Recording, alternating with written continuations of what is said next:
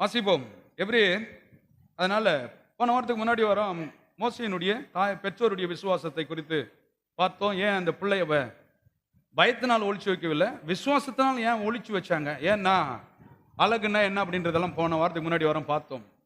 அழகுள்ள குழந்தை என்று தெரிந்த அழகுன்னா என்ன? தேவனுடைய திட்டத்தை செய்வதற்கு இது ஒரு அழகுள்ள குழந்தை, பார்வை உள்ள குழந்தை என்பதை தேவன் கண்டார். அதனால இந்த குழந்தையை பார்க்கும்போது தெரியுது, இது பெருசா ஆனா தேவனுடைய திட்டத்தை தான் செய்ய போகுது அப்படின்றத அதான் சொன்னாங்க. விளையும் பயிர் எதுல தெரியும்?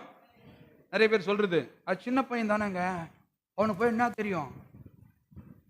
சின்ன பயிர் வரும்போதே ஒரு விவசாயி சொல்லிடுவான், இது வர்ற போர்ஸை பார்த்தவே சொல்லிடுவான். எப்படி வரும்? இது ரொம்ப வீரியமா வருது, நல்லா சொல்லிடுவான். அதனால தான் சொல்றாரு, விளையும் பயிர் எதுல தெரியும்? முளையிலே தெரியும். நம்ம ஆளுங்க என்ன தெரியுமா சொல்லிடுறது, அது சின்ன பையங்க, என்ன போய் தெரியும். அடுத்தது சொல்றாரு, ஐந்தில் சொல்லுவாங்க பாருங்க, இந்த மாட்டு கொம்பெல்லாம் சின்னதாக இருக்கும்போது அதனுடைய வாட்டத்துக்கு கொண்டு வர்றதுக்கு கரெக்டாக அதெல்லாம் பண்ணுவாங்க. நாட்டு மாடு வச்சிருக்கவங்கலாம் ஒரு செடி கூட பாருங்க, சின்னதாக இருக்கும்போது அது ஒரு மாதிரியாக போது, வீட்டுக்கு சாஞ்சி போது, கயிறு போட்டு என்ன பண்ண இழுத்து சின்னதுலேயே கட்டிட்டேன்னா என்ன ஆயிரும்? போக போக அப்படி போயிடணும். அதனால நம்ம ஆளுங்க ஐந்தில் வளையாதது, நம்ம ஆளுங்க 50 வயசுல போய் சொல்றது, அப்பே நான் சொன்னேன் கேட்கல.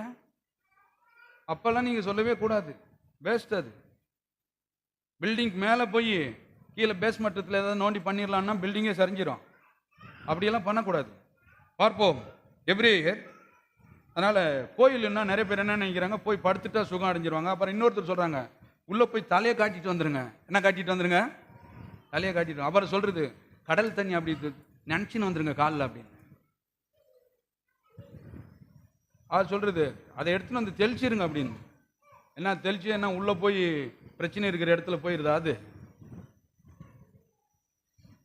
போவே போவாது. பாருங்க, ஸ்கூல்ல கூட அப்படிதான்.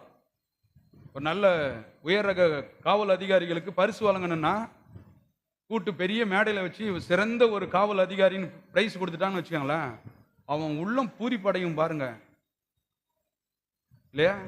அந்த வார்த்தை தான் பெரிய விஷயத்தை கொண்டு போகுது. அது மாதிரி படுத்த படுக்கையிலே இருக்கிறவனவ போய் பக்கத்தில் உட்காந்து, நல்ல ஒரு டாக்டர், கவலைப்படாத நீ பொழைச்சிருவ, ஆண்டவர் காப்பாத்திடுவார்னு சொல்லி பாருங்க.